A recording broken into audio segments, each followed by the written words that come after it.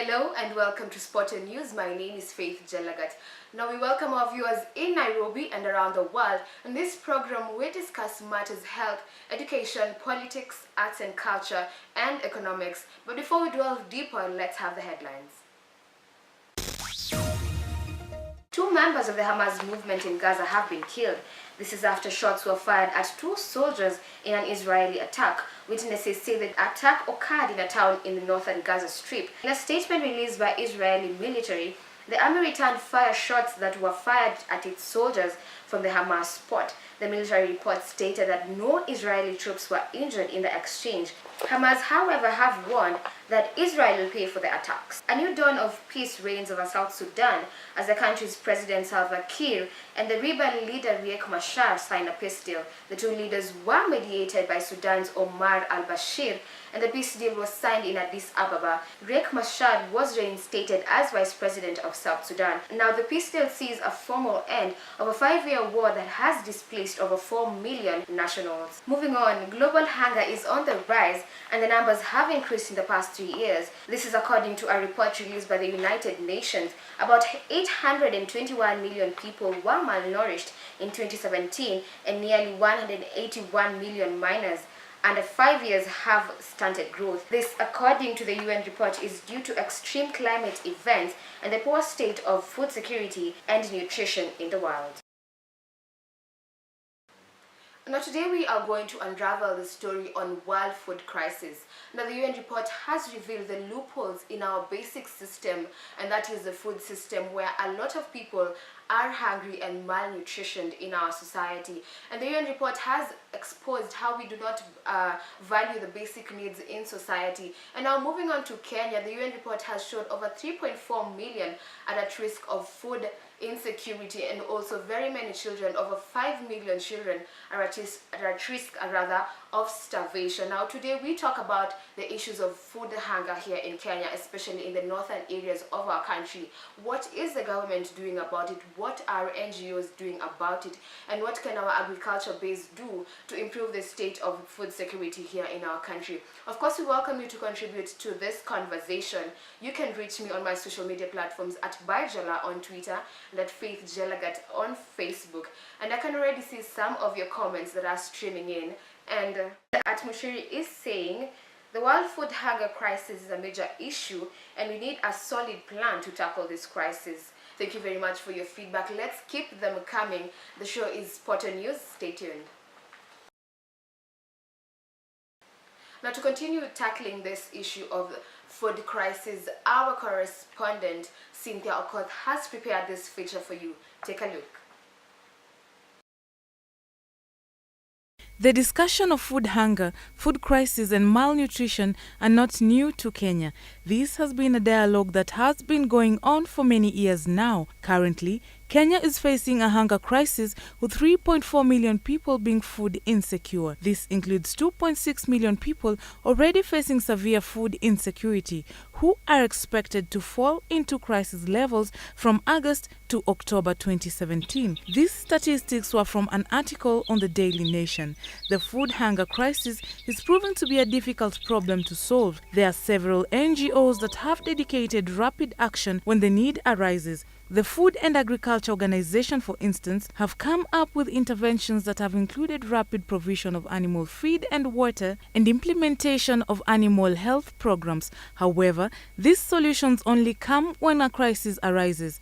Therefore, where do we go wrong? I think the government is doing fairly not enough in terms of food management, food security in Kenya.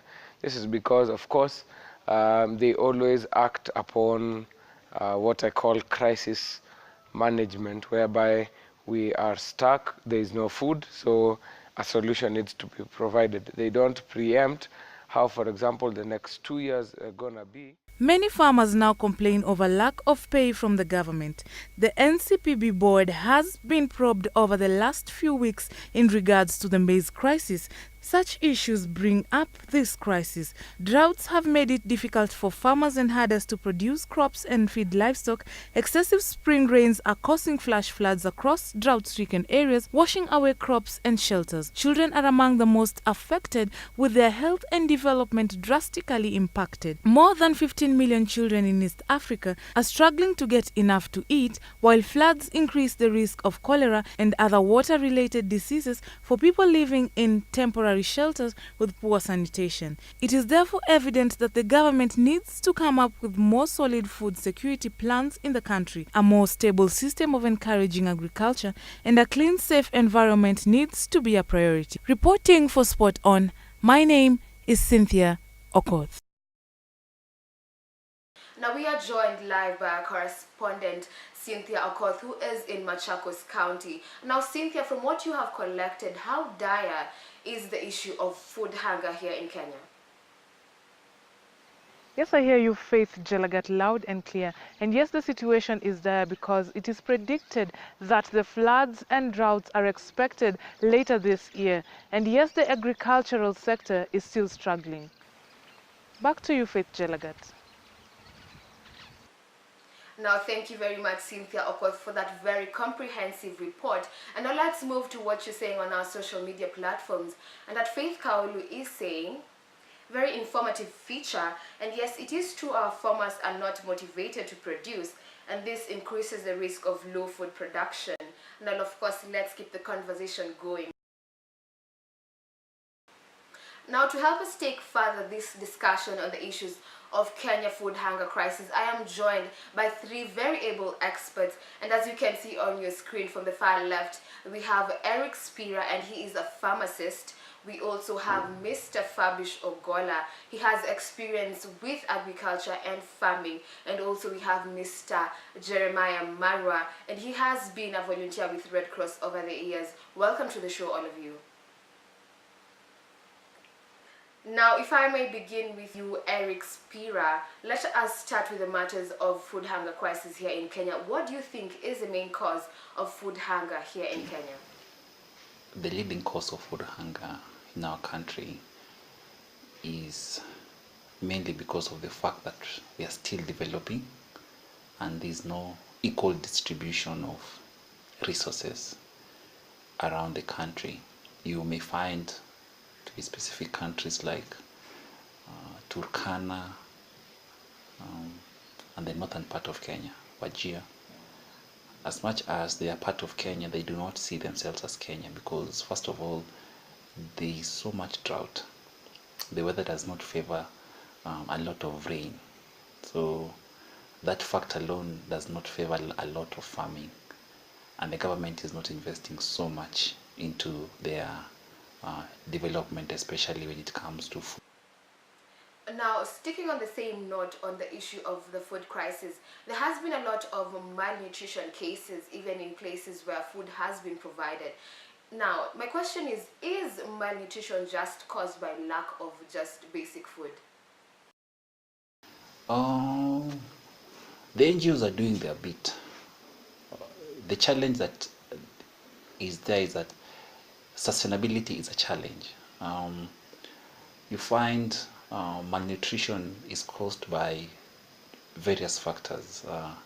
We have this lack of proteins and energy, which can lead to marasmus, lack of proteins that lead to kwashiorkor.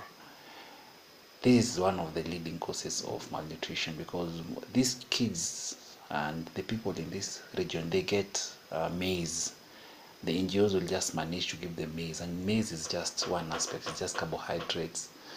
But they need proteins, they need meat, they need milk. These are very rare nutrients that cannot be accessed quite easily in these parts of the country. Sometimes you might even get the basic vitamins and their skins end up becoming deteriorated. And in most of the time also, you find they also lack water, which is a need for someone to survive. And that's where we are going through that. Now, when there is an extreme malnutrition, that's where we now have this situation where we have starvation. and they end up dying. So that is the reason why it's really important that as much as the NGOs are giving food, they need to give food that is balanced. They need to give food that is made up of all the nutrients that a normal body cell will need. Now, and finally, Mr. Eric Spira, what do you think is the solution to this crisis that we may have as a country? It narrows down to the philosophy of Ubuntu, where if we only leave the government to be responsible over our own community or our own brothers and sisters, that won't work, because these are human beings also. I believe that there is a day where everyone will come together and say, okay, I am eating, but there is someone who's not eating. Kenyans to come together and develop a movement of unity and trying to help one another. We go as a whole country in these places and literally helping them out. We also need to be empowered in terms of technology, because I know there are some places in Middle East like Israel who they've taken advantage of their drought environment. They've started doing farming, greenhouse farming. So if the government and NGOs will invest in the same in these places and also have a very good strategy in organizing and managing such kind of systems, then we'll be able to fight this ailment that is hindering our country from moving forward. Now, thank you very much. Now, if I may move to you, Mr. Jeremiah Marwa, what do you think is the main cause of food hunger here in Kenya?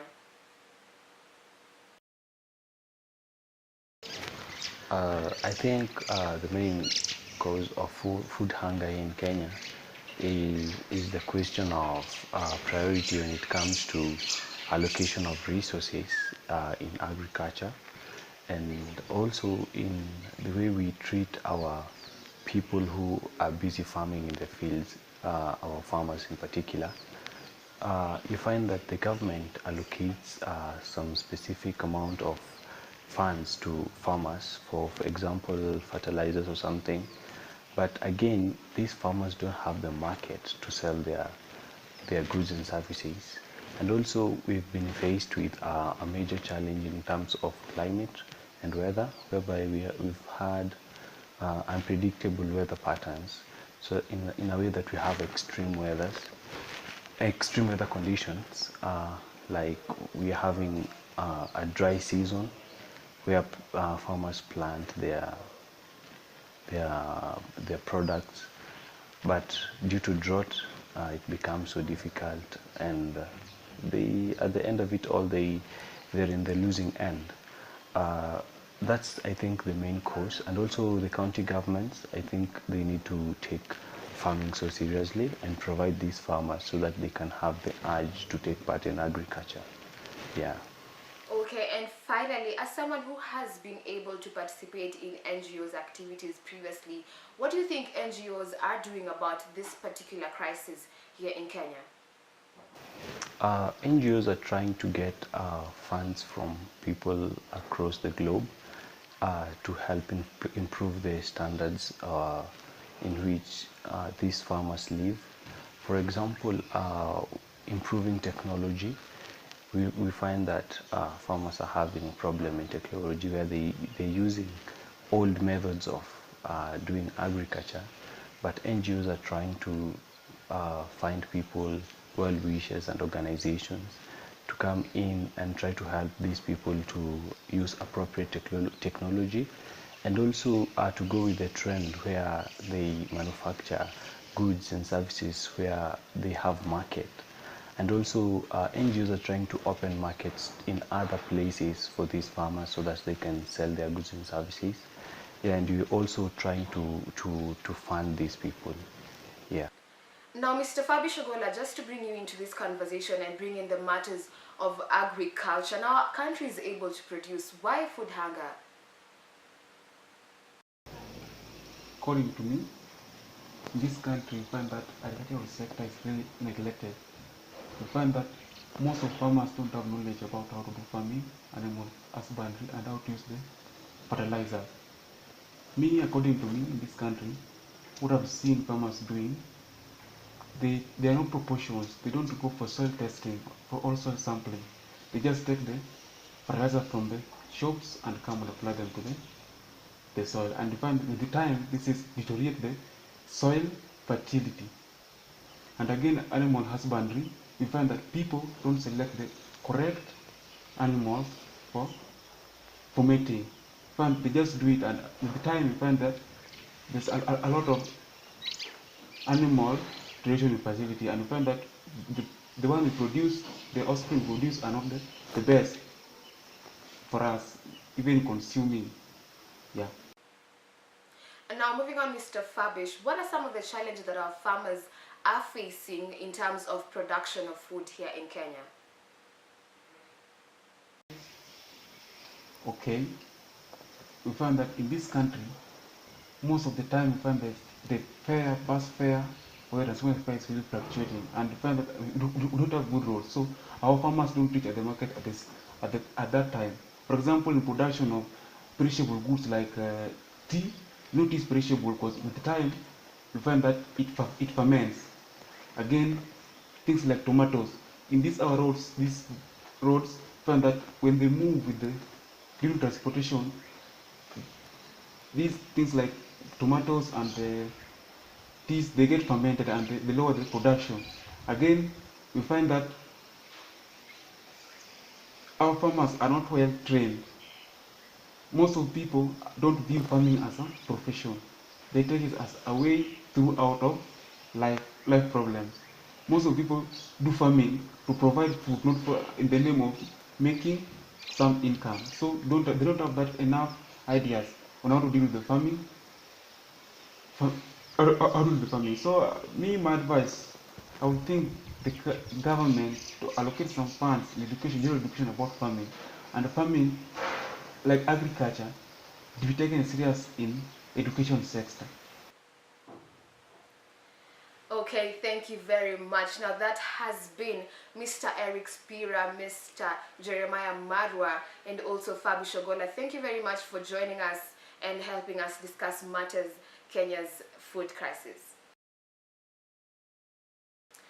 Now I could already see some of you streaming in your comments in regards to that discussion that we just had, and that Edith Mbenesi is saying, very informative discussion, and yes, our farmers are really struggling. We need to do more about it. Thank you very much for that very informative feedback. Now this is my take. The world food hunger crisis affects each and every individual, not only those who are malnutrition, but even us who are watching, because we need to contribute to the conversation and also discuss on matters on how we can improve our agricultural base. Now on this show today we have discussed many recommendations, including improving our agricultural base and encouraging our farmers more, and also teaching people on the importance of good nutrition. And as a country, we need to take this matter seriously and also encourage our farmers to farm more, and also encourage even the young people as they are growing the importance of agriculture and importance of maintaining a society that is able to produce in terms of the agricultural base. When we do that, our country will be able to grow, because food is a basic need. Of course, let's keep this conversation going. You can chip in using my Twitter handle at BioJela on Twitter, and also at Faith JELAGAT on Facebook. Now the show has been Spotted News. Thank you very much for staying tuned till the tail end. My name is Faith JELAGAT. Until next time.